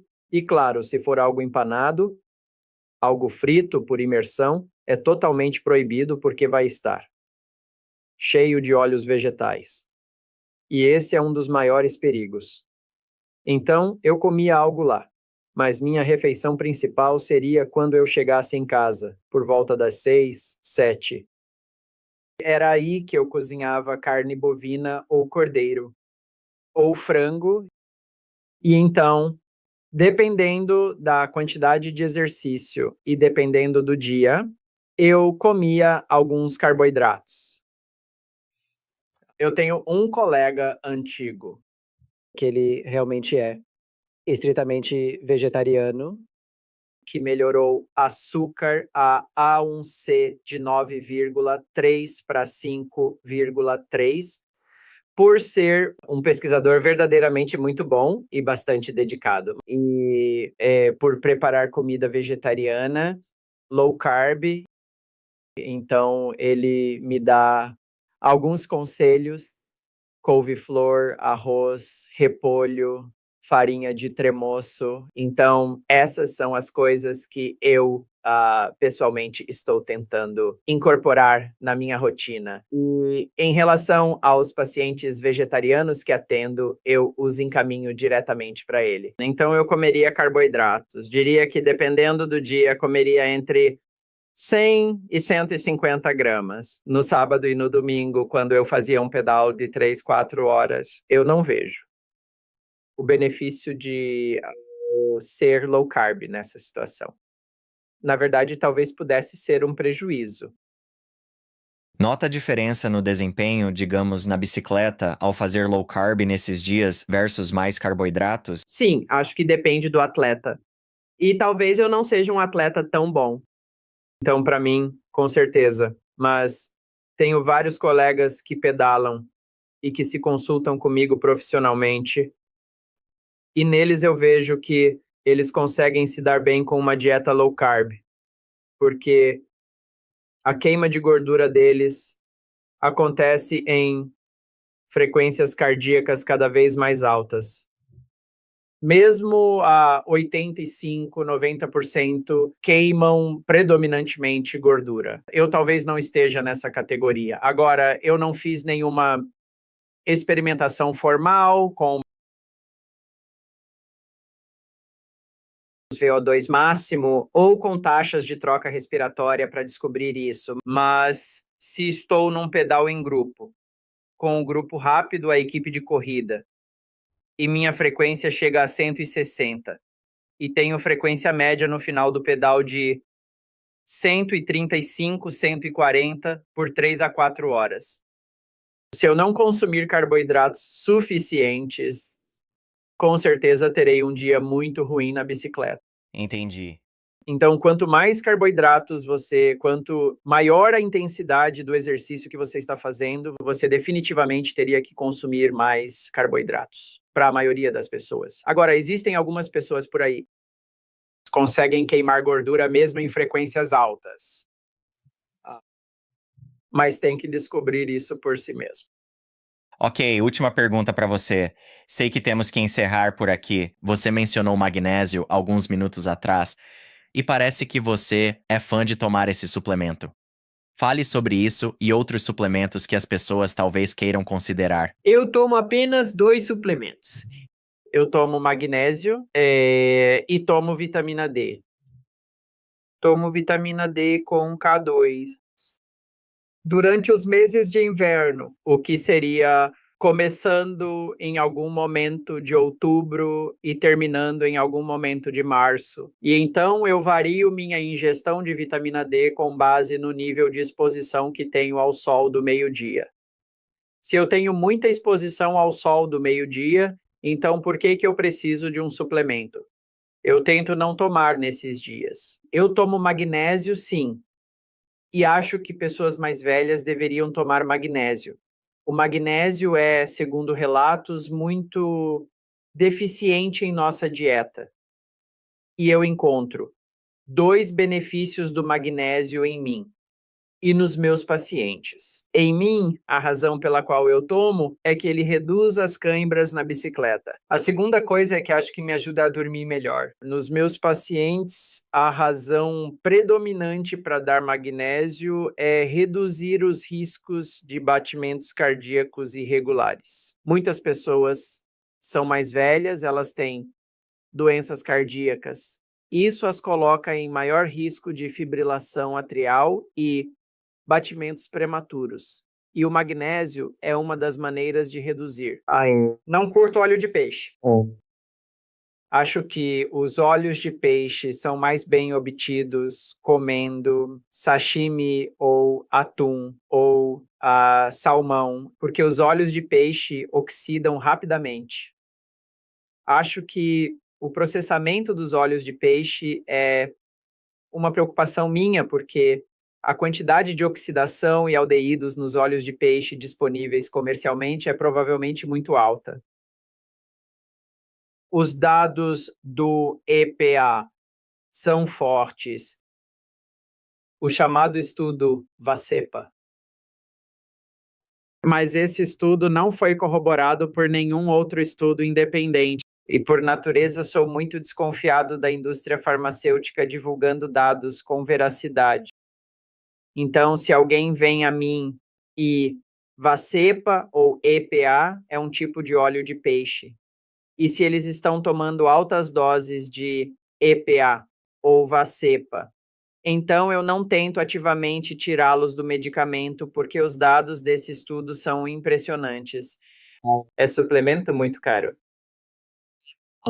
Como é muito caro, eu mesmo não o prescrevo. Muitos planos de saúde não o cobrem. Não sou fã de nenhum dos outros suplementos que muitas pessoas tomam, ginseng, vitamina C, vitamina E, ou polivitamínicos. Não vejo necessidade deles. Acho que está desperdiçando recursos que poderia investir em nutrição melhor, comida melhor, ou outras coisas que pode aproveitar. Certo, então, bem minimalista. Vitamina D, K2 e magnésio. Quando se trata São esses do magnésio, existe um tipo específico que você gosta e qual a dosagem? Sim, o magnésio deve ser glicinato ou taurato. Basicamente magnésio quelado, porque é o que é absorvido. O óxido de magnésio não é algo que é bem absorvido, nem o sulfato de magnésio. Então, eu tento evitar esses. Eles são mais remédios para constipação, porque não é algo que é absorvido em termos de dosagem. Eu diria... Eu devo dizer que o magnésio não é um componente necessário para todos tomarem. Então, se uma pessoa jovem vem, não tem palpitações, não tem cãibras, não tem problemas significativos de sono, eu não vou insistir para que eles tomem magnésio. Mas se você tiver algum desses problemas e quiser ver se ajuda, então eu diria para tomar 250 miligramas 1 ou 2 vezes por dia. E você mencionou que, para você, um dos motivos de tomar é para dormir. Você toma antes de dormir ou quando você Eu tomo toma? tanto antes de dormir quanto de manhã, Entendi. porque também ajuda com minhas cãibras. Certo, doutor Ali. Gostei muito da conversa. Vamos colocar o link do seu site, suas redes sociais, tudo nas notas do programa. Foi uma conversa de longo alcance e quero agradecer pelo seu tempo. Jesse, eu gostei muito de conversar com você. Foram incríveis 2 horas e eu nem percebi o tempo passar. Nem eu. Muito obrigado. Ei, se cuida. Agora que você terminou com o Dr. Ali, você vai querer ir para cá e assistir a minha conversa com o Malcolm. Ele compartilha suas visões alternativas sobre colesterol e doenças cardíacas. Você não vai querer perder. Vejo você lá. E eu comecei a pesquisar, e foi um pouco como no filme Matrix, onde você toma a pílula vermelha em vez da pílula azul, e de repente percebe, pelo menos nesta área,